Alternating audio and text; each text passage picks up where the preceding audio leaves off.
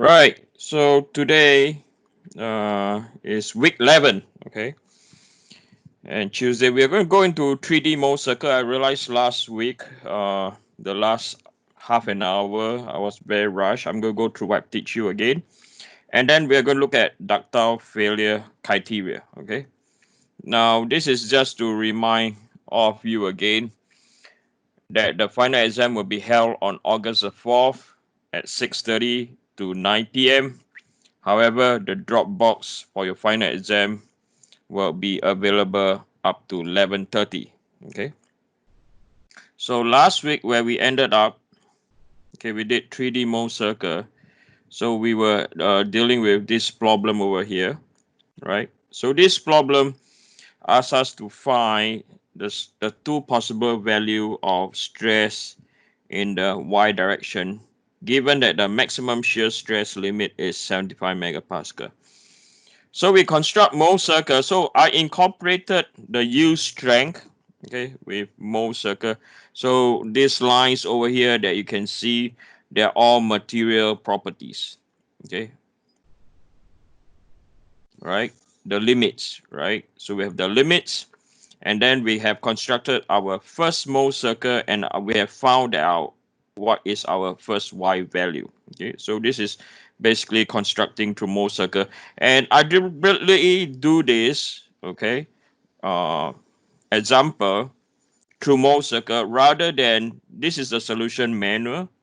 Okay, the solution manual has not a lot of math that has math involved that you need to form the equation, but if you don't, you cannot visualize the Mohr circle and how you incorporate material behavior into Mohr circle.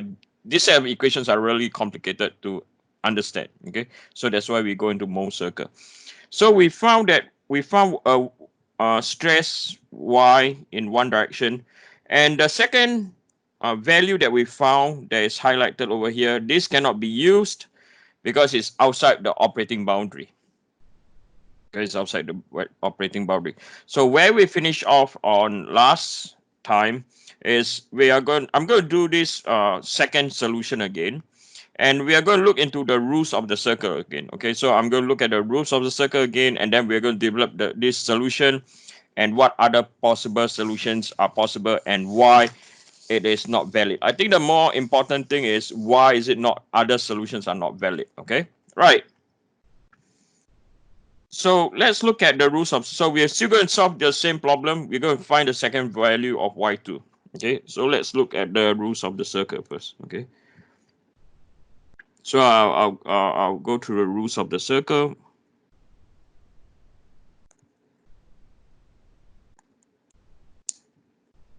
So in the rules of the circle, you don't need to memorize anything. You just look at the procedure that I'm going to do. Okay, so if now we were to construct a circle, right? We will draw a circle.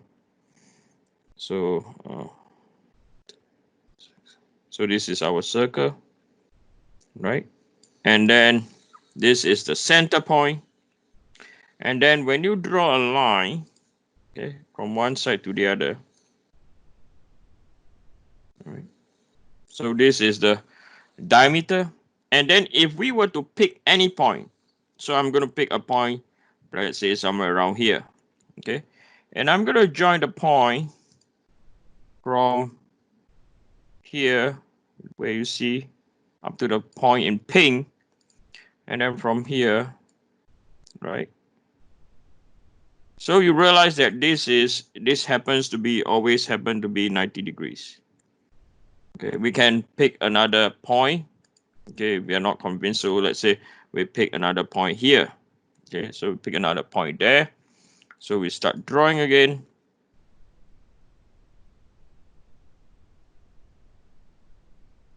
And then we go for another one.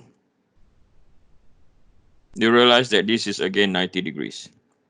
Okay, if you don't believe me, print this out, okay, or do it on your own. You can see it for yourself also. Okay, you can measure that's 90 degrees.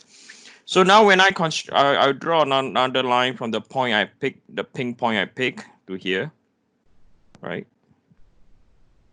So if I'm going to call this angle over here, alpha, and this is alpha. And the distance from here to here, these both distances are the same because they are the radius.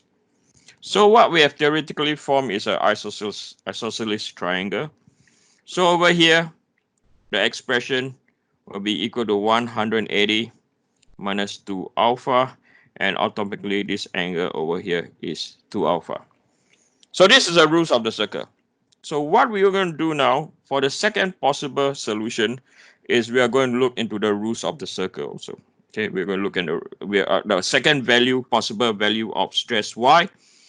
We are also going to look into the rules of the circle. Okay, now let's construct the Mohr circle on 7.77. Okay, so I'm going to do Mohr circle again.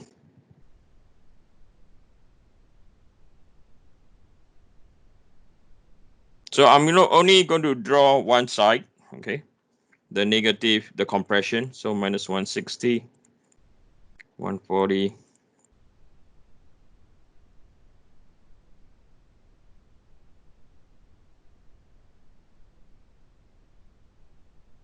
and I'm going to do a 20, right?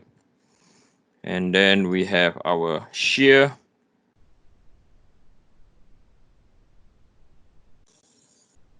Wait.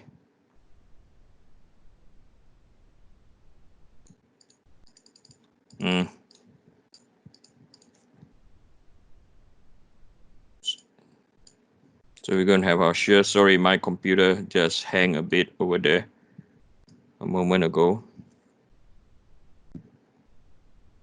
So this is our shear. Then, so this is 20, 40, 60, and we have our 80. I don't intend to draw more than 80 because the limit is at 75, as you can see over there. Okay. So this is our shear.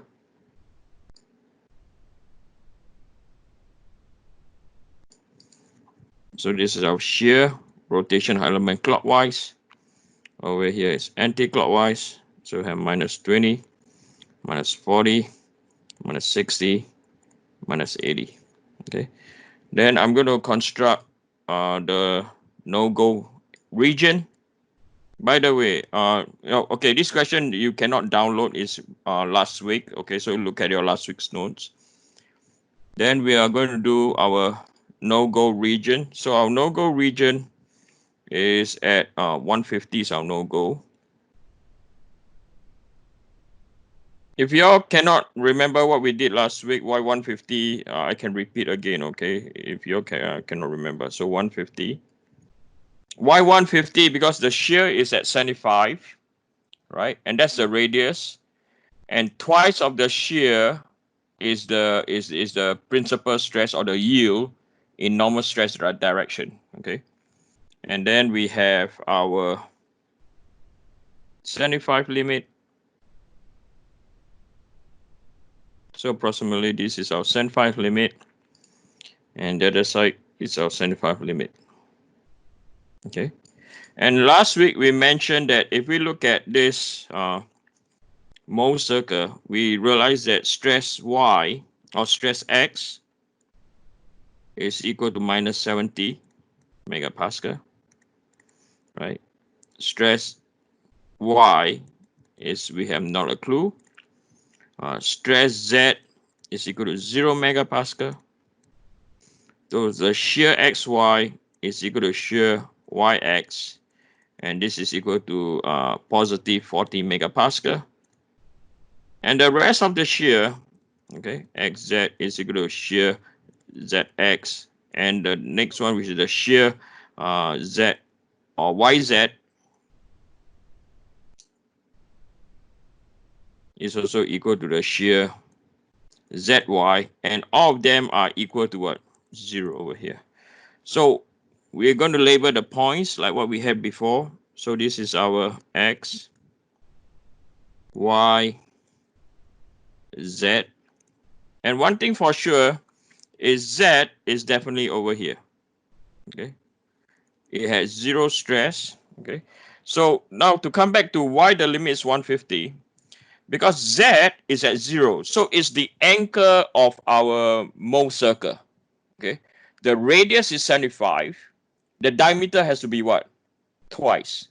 So 150. So that is why the limit is at 150, because we have the anchor at Z. Okay. Z has to be in the 3D Mohr circle, the Z point. It has to be. Okay. So that's why the limit is 150. Right. So from here, we know that we have a 70 line, negative 70 line. So I'm going to construct a negative, I'm going to draw a negative. So this is our negative 70 line, right? So this is our stress X line. And then the shear is at 40. Yeah, the shear is at 40. The shear is at 40. Right. So the first point over here, so we know that because of element rotation of at point X, the element rotations anti-clockwise. So this over here is our point X. Okay. So when we apply the rules of the circle, right? When we apply the rules of the circle, right? We can construct point Z and X, right? We can draw a straight line, right? Because point X and Z are in the circumference of the circle. Okay, are on the circumference of the circle. So we can do this. Okay, so we can do this. So I'm going to construct from here to here. Right, they're on a circle. Okay. So rules of the circle says, so any 2 points on a straight line on the circumference of the circle, when they intersect the diameter, this angle has to be what? 90 degrees. Okay. So we know that if I take this line, the one that I just constructed, and I paste, and then I rotate this by 90 degrees, right? Rotate right, rotate left. So we know that this is the other point. Okay. Sorry, not the other point. We know that what we have just found is the diameter of the circle. So I'm going to construct this line from here to here, right?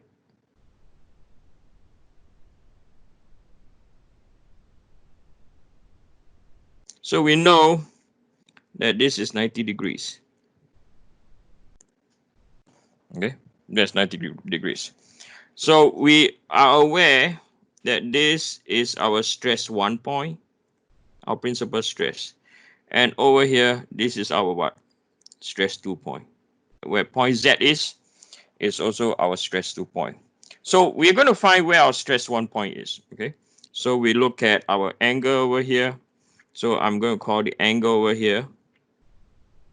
I'm going to call it our alpha angle. All right. So we go for tangent alpha.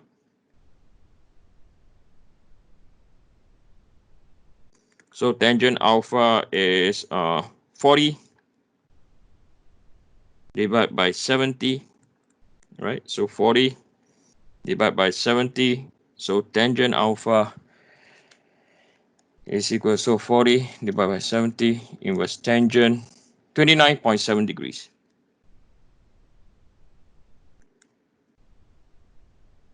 Right?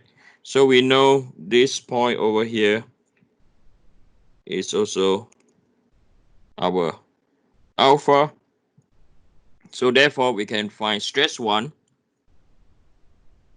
is equal to minus 70, right? Minus by 40 tangent of 29.7, right? So this will be equal to tangent 29.7 times 40, 70. So it's 92.8 megapascal minus 92.8. Right. So we found where our stress 1 is. So with knowing our stress 1, we can find the center of the circle.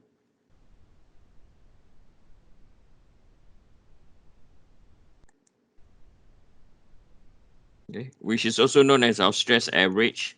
So this will be equal to stress 1